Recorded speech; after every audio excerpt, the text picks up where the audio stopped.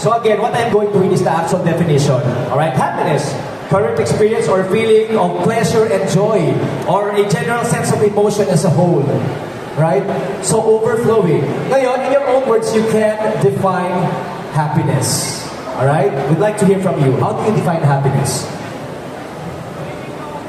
So, magandang gabi po muna sa lahat sa mga judges. Maraming pong salamat. I can be happiness by being a role model. Being a role model is a great idea because when you are giving positive impact to your fellow Filipino, they will use you as an inspiration and as a character na matutulan nila kung ano ka.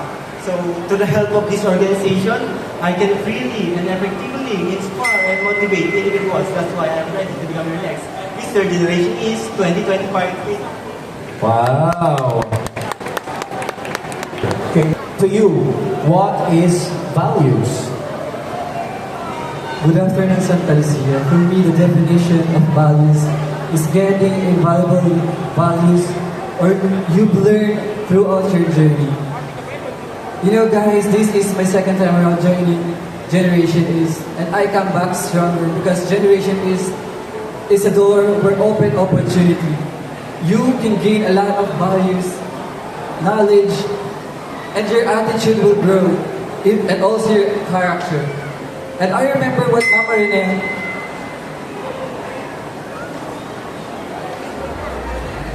Okay. Sige.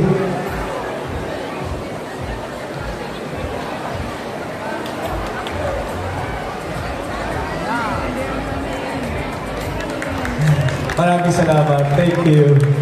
We hear your voice. So, your word is freedom. Freedom means the quality of state of being free. Ano ang kalayaan para sa iyo? Para sa akin, ang tagumpay ay ang pagiging malaya. At masasabi ko na ang bawat tao at bawat Pilipino sa buong bansa ay masasabi kong malaya dahil nagsakripisyo ang ating mga bayani para sa ating kalayaan. Nakikita ko na ipinakita nila ang mga dugot pawis nila para sa ating bayan at meron silang pagmamahal. At katulad ko ay ang mga youth leaders sa aming probinsya at ngayon nagsisilbing bilang isang maging mabuting ehemplo. Just in the name of time. Panalo. Alright, thank you so much. Alright, now your word is empowerment. The state of being empowered to do something. Empowerment. Go. I believe in order for us to attain peace in this world is to empower and treat everyone equally. Regardless of the color of your skin, regardless of the person that you choose to love, and regardless of the gender you have. I believe if we give love to one another and create a genuine connection towards the other, we can be able to attain peace and successful society and progressive community as well. Thank you so much. Thank you very much. Thank you. Your word is contentment. Contentment means, it actually refers to the state of being pleased and satisfied. Ngayon, ano yung contentment para sa'yo?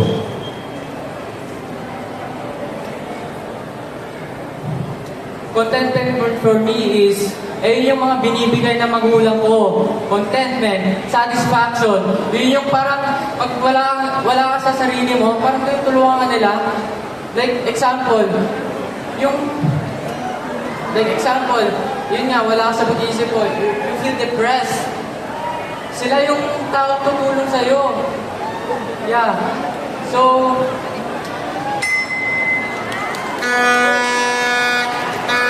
Family, it gives you contentment. That's all you need to do and say and have. Alright? Thank you so much. Alright. How do you define criticism?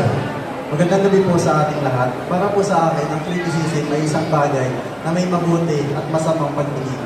Ang mabuting pagtingin po ay ang naghahalintulad sa atin na ang mga nakikita natin ay hindi naiiba. Dahil bilang isang Ginoo, gusto ko pang ipakita sa inyo na kahit sinong tao ang inarap ay magiging mabuti at bukal ng puso. Yun lamang po. Alright. Thank you so much.